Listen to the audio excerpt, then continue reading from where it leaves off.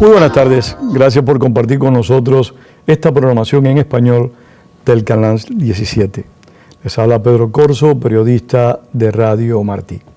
Desde hace mucho tiempo he tratado de tener un invitado con nosotros, pero otros temas y también las muchas ocupaciones que nuestro invitado al día de hoy pues enfrenta día a día no le habían posibilitado compartir este espacio.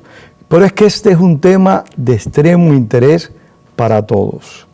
Es un tema que está asociado a la religión con la política, una mezcla, un cóctel explosivo, pero que es una realidad a la que el mundo moderno, y por qué no decirlo, durante toda la historia de la humanidad, el hombre ha enfrentado.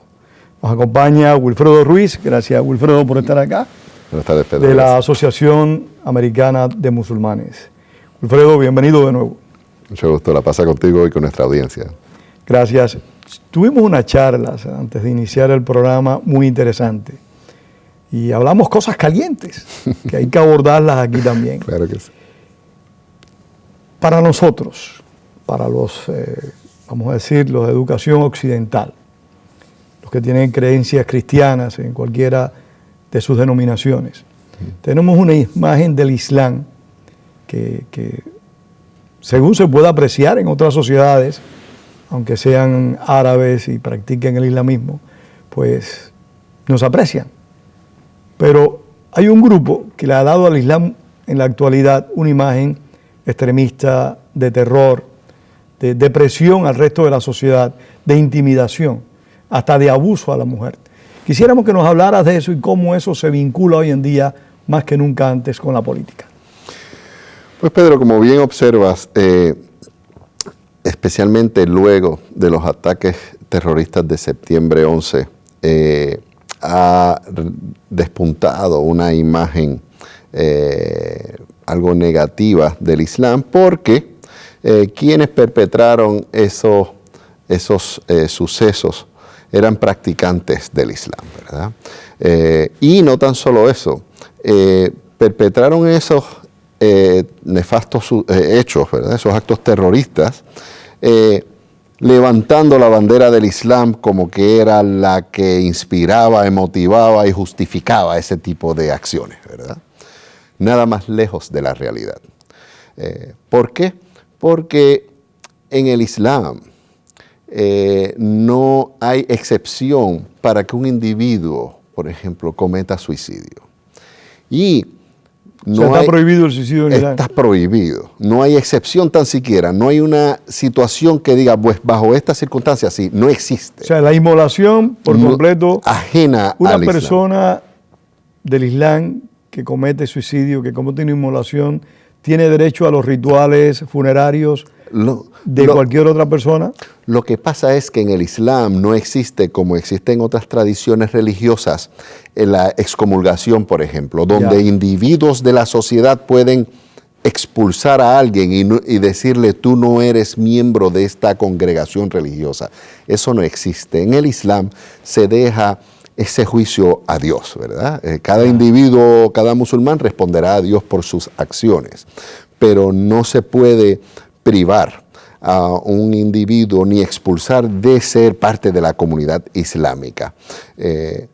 Hay sitios, para contestarte directamente tu pregunta, hay sitios donde sí le hacen los rituales y hay sitios que se niegan a hacerle esos rituales, ¿verdad? Las fatuas no le dan capacidad a un religioso musulmán de determinar si una persona puede ser o no separar al Islam.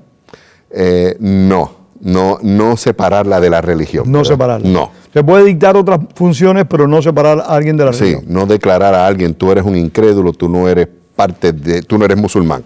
Sin embargo, sí lo puede hacer contra alguien que no sea cristiano. Porque en el Islam quiere decir sometido, literalmente, ¿verdad? El Islam en realidad ve dos condiciones del ser humano. Aquellos que están sometidos a las leyes de Dios a través de la historia, ¿verdad? Aquellos que no son creyentes de Dios como el Creador y el que va a justiciarnos.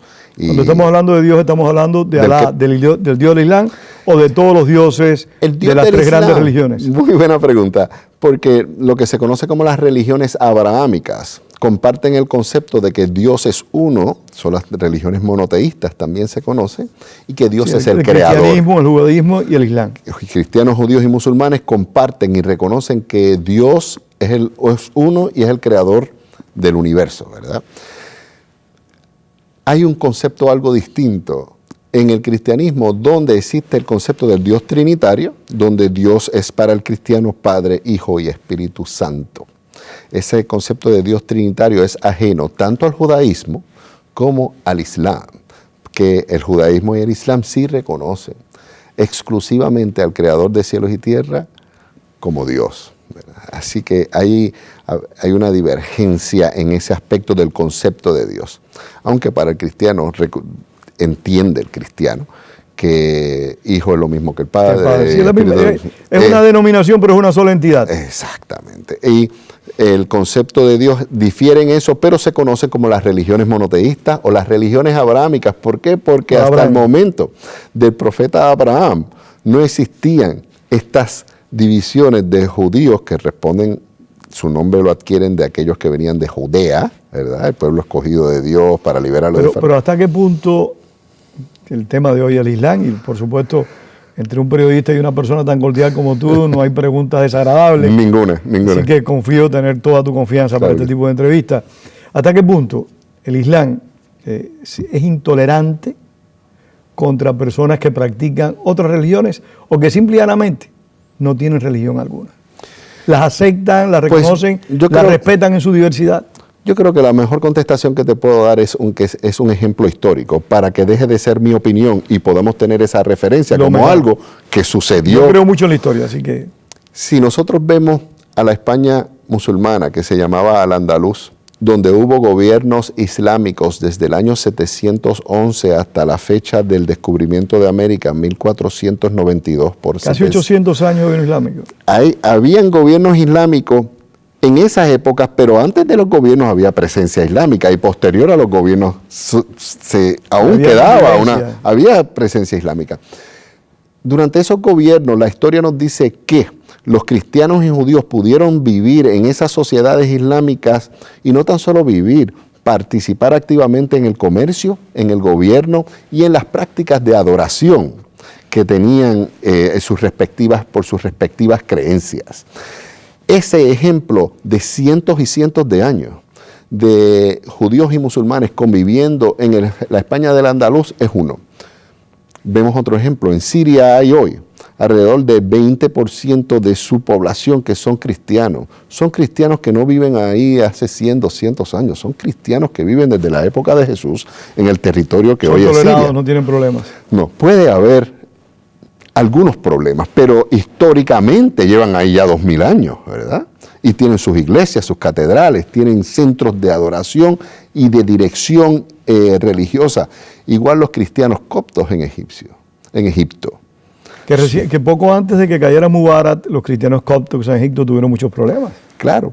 Y por otro lado, los vimos abrazados mano con mano en la plaza de Tahrir para sacar a Hosni Mubarak. Y muchos cristianos sirios no están muy de acuerdo en que Assad salga del poder. Porque ahí es que sale a relucir la mejor convivencia de estas comunidades interreligiosas cuando tienen aspiraciones en común como pueblo sirio, como pueblo egipcio, como pueblo... Vamos a seguir en la religión, pero la política es parte importante. Estos dictadores laicos, para utilizar un término que no sé si es el más apropiado en el Islam, como Gaddafi, como Hussein y como Al-Assad en Siria. Estos dictadores laicos le daban más posibilidades a las minorías religiosas a sobrevivir, a desarrollarse mejor en las sociedades, que por ejemplo un presidente no laico como Ahmadinejad de Irán. Puede haber discriminación para las comunidades minoritarias en ambos escenarios. De hecho, mucha gente no sabe que hay comunidades judías hoy con sus sinagogas y participando activamente de la economía iraní y que llevan en Irán desde antes de la época de Jesucristo, viviendo en lo que antes era de la diáspora. Que eran persas, ¿verdad? Cuando era el imperio persa. De hecho, en Arabia Saudita ya las comunidades judías son casi inexistentes, o en la península arábica, pero en la época del profeta Mohammed, y hay referencias coránicas al respecto, ya habían judíos en el año 500 y pico, el siglo VI de nuestra era, en la península arábica. Y así por el estilo, comunidades judías hoy en Marruecos, que es un país musulmán, conviviendo y protegido. Pero un país musulmán que se caracteriza por lo que conversábamos hace un rato, por una amplia tolerancia en cuestiones religiosas, como lo fue Túnez también. Y como bien has observado, Pedro, y lo que se está exponiendo en este instante, en este análisis, es que vemos que no es certero nosotros generalizar y pensar de un mundo islámico homogéneo, ¿verdad? Primero, no es homogéneo ni tan siquiera en la etnia, porque contrario a la creencia popular, menos de un 15% del mundo islámico son árabes. Entonces, estamos relacionando todo el tiempo el Islam con Arabia, el Islam con los árabes, y de 1.700, 1.800 millones de musulmanes, solo el 13, al 15% son árabes.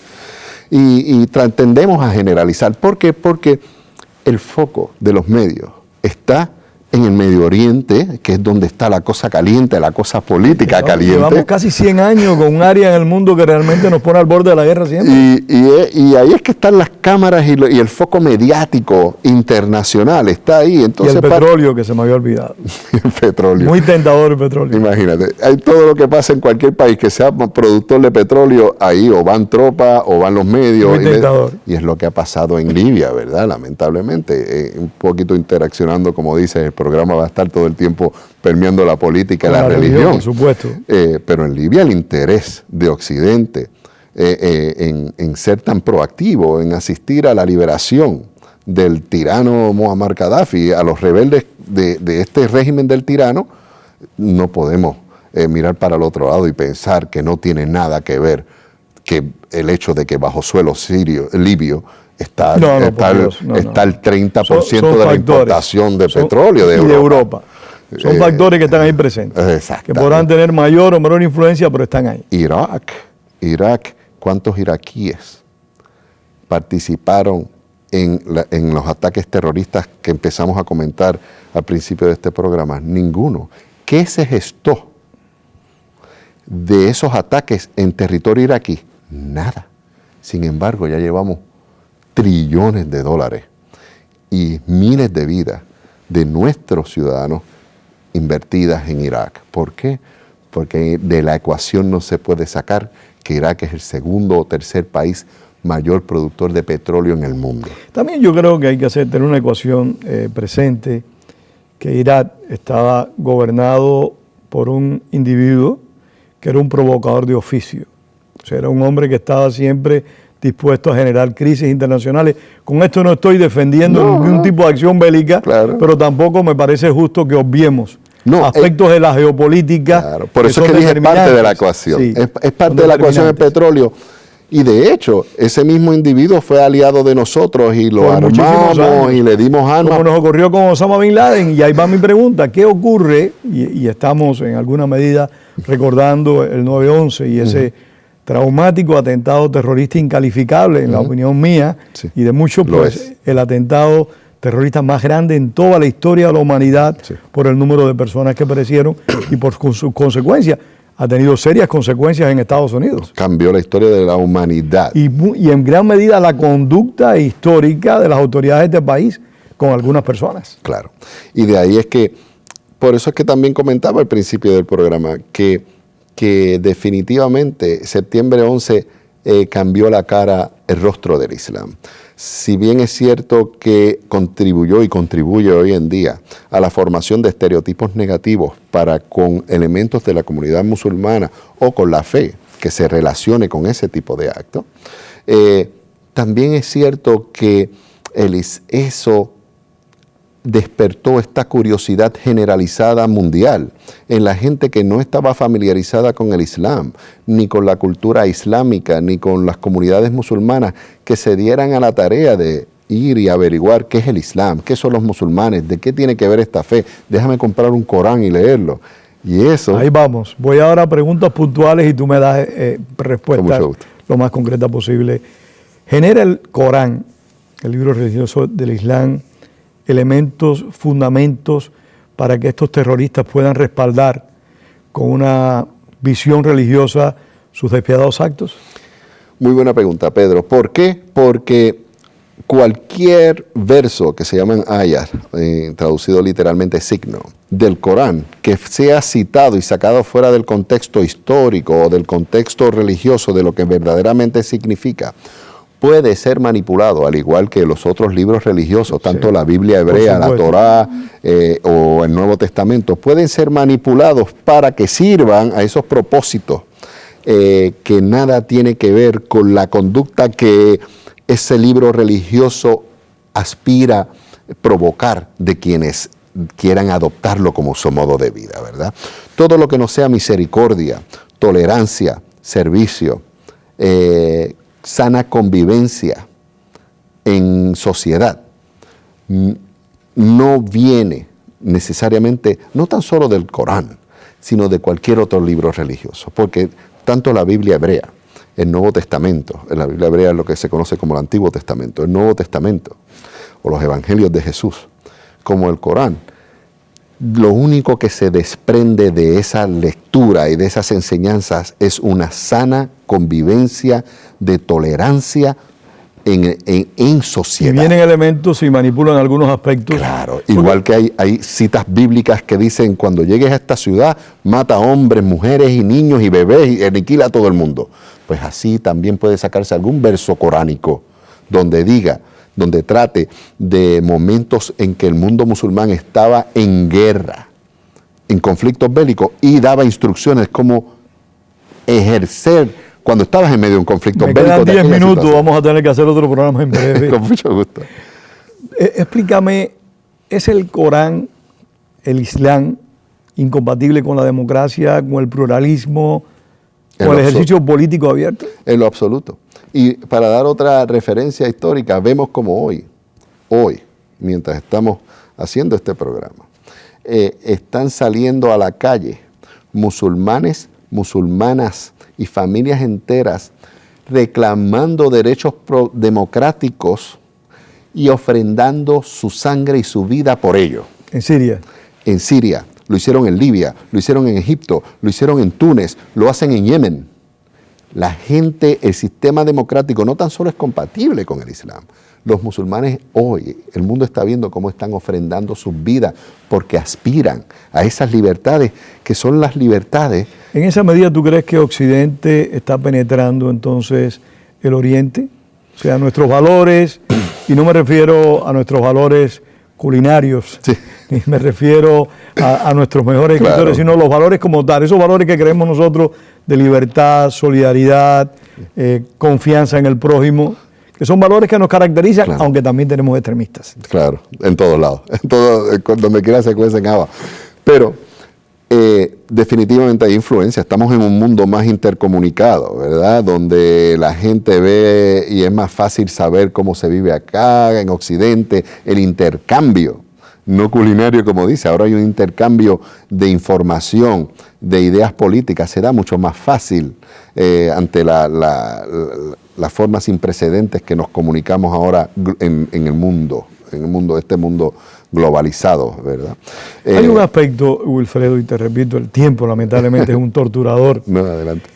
Esta semana, el líder del CNT, del Consejo Nacional de Transición Libio, planteó de que ellos iban a gobernar por la Sharia. Realmente, cuando oímos hablar de la Sharia, escuchamos hablar de la Sharia en las madrazas, que es un tema que algún día tendremos que abordar, la Sharia de los grupos extremistas, aunque no sean violentos, pero sí son extremistas religiosos de Arabia Saudita. O sea, la Sharia no es una legislación que tiende a conculcar derechos, que tiende a limitar a ciudadanos sus derechos. Buena pregunta. La Sharia es el sistema político de lo que se puede traducir como la ley islámica. Eso es un código legal que abarca las relaciones de los individuos, de las familias, cómo se casan, cómo se hereda, cómo se hace comercio, cómo se hace relaciones internacionales. Así que la Sharia es todo un sistema legal. Un código moral. Un código legal